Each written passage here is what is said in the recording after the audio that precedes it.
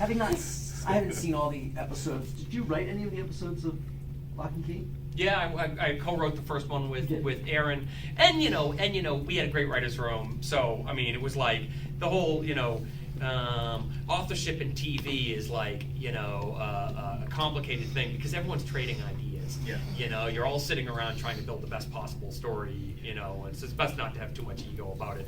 I mean, I worked on that first script, and some of the ideas, some of the stuff I worked on is throughout the season. I mean, so I mean, Joe was we were all in it together. Collaborator, he's an executive producer on the show. He was in the room a few days, on the phone a lot, so very much a part of it. Yes. So when you are coming from a long history of having a graphic novel, many, many years, you kind of have you kind of get the experience of what the reaction is to a lot of the things that they've done in the graphic novel. So did that help you figure out what you would do or not do when you were creating it?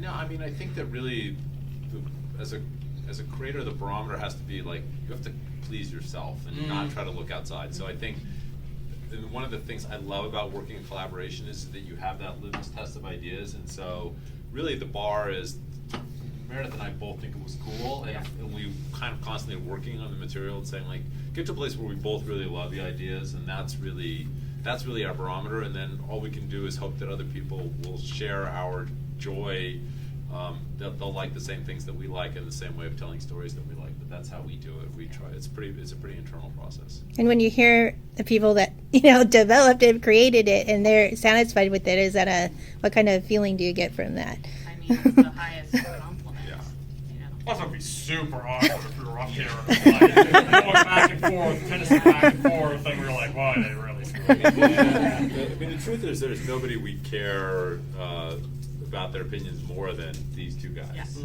And reactions are always tricky. When you show up something new, a new story, a new project, a new work of art, usually the first and most vocal reactions are very particular and sort of like selfish from people, because you have to be faithful to the vision you have for the story and pull it off and offer it to the world, and the reaction is something that you're going to get back and you'll never be able to control. I think the first 10 comments that I read about the artwork of Locke and Key were all about how wrong the artist was with the story, but I was so convinced that what we were doing and how we were doing it was the right way to tell the story that I have to go forward. All the same critics who said when the first 10 issues were like, if only the Locke and Key had a better artist.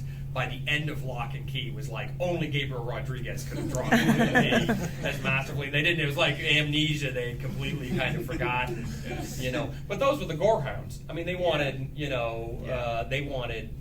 flying guts more than they wanted people. And especially when you're trying something that's different to the average piece of storytelling, you're going to like walking over eggshells and you're going to crack some. So it's all about trusting in what you're doing and why you're doing it and doing the best possible out of it.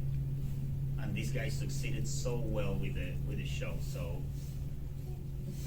yeah.